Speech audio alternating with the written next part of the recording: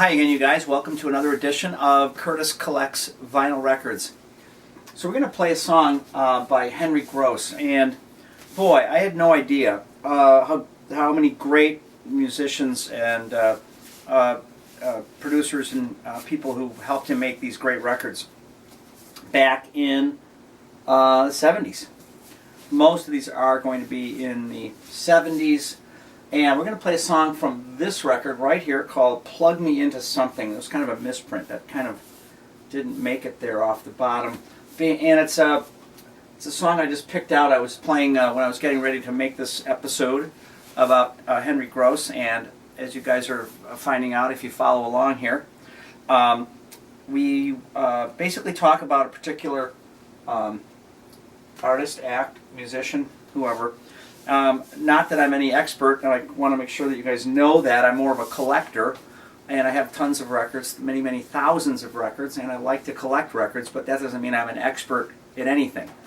I'm just an expert at the passion of knowing that I love vinyl records and these great record covers. This is why I collect records right here. I love that record cover. That is just cool. Love, love, love that. That is awesome. So, you guys probably know a little bit about Henry Gross. We'll go through the records that I have in no particular order, but I was kind of reviewing who plays on them, and it's a cast of awesome people. So let's go through this. This is Love Is the Stuff. Here's Henry Gross. And this is one of those records that has this white label down here, meaning I think it went originally to a record station, and this thing was falling apart, so I sort of taped it together, but I glanced at here. Who plays on here? Will Lee, who's in the David Letterman's late night band with Paul Schaefer. The great Will Lee on bass, Rick Marotta, and who else do I see on here that I recognize? This was made in New York at the Hit Factory, which is where John Lennon made his last record, Double Fantasy.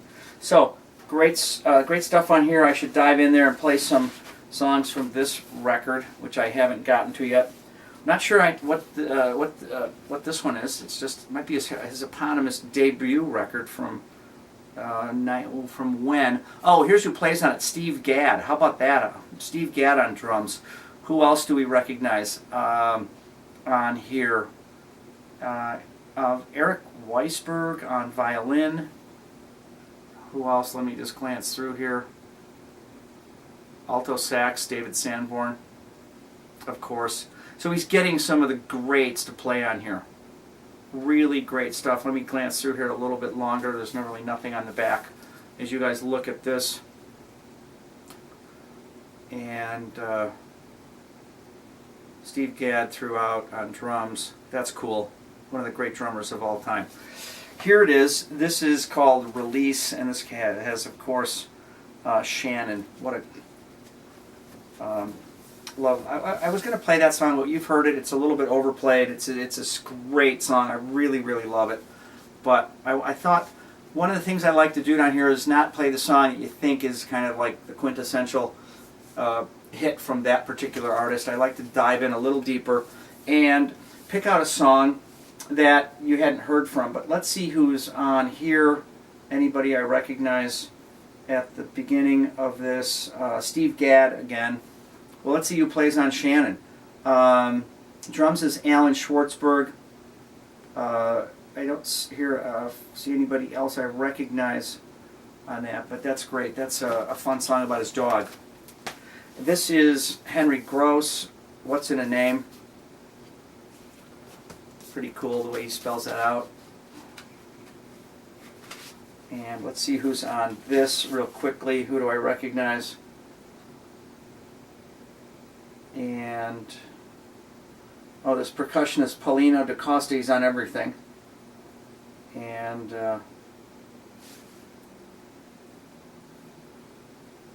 Peter Wolf on piano. I think we know him from Jay Giles Band. And then here's Henry Gross. This is great. There's a lot of stellar talent on this record. So I don't know which of these is his first record. This one is from 1972. Who knows? This might be. And then on here, The great Wilton Felder is, not only is he a great sax player, but he's a great bass player as well. And he laid down the bass track on that great Jackson 5 song. I think it's called Stop. And Jimmy Miller produces this, the great producer from the Rolling Stones. So we're going to play this song. I just discovered it, and it's called I'll Love Her, and it's not Shannon, which you've probably heard, but I hope this is going to be new and that you'll like it. So we'll get it going.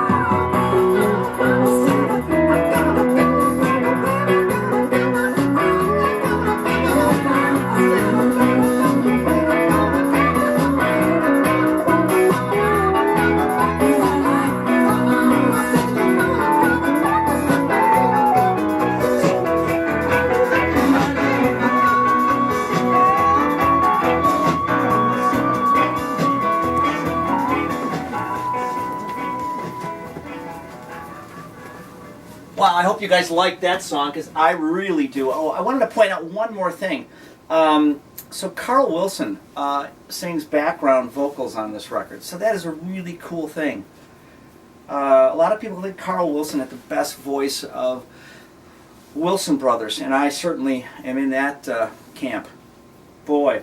So he sings on One More Tomorrow, but I really like that song. It's a deep track, and I'm wondering else who... I'm trying to recognize a little bit more about where this was made at the Hit Factory in New York, and that's a great, famous recording studio. Henry Gross. So let me know what you like and know about him, and thanks for visiting here. This is how these work. This is an episode of Curtis Collects Vinyl Records. I'm not an expert, I'm a collector, passionate about the record covers. This one I really like. And this song was great too. So really appreciate you guys subscribing or hitting a thumbs up, comments down below. I try to play requests once in a while. We make these in batches, so we make about 3 or 4 a month.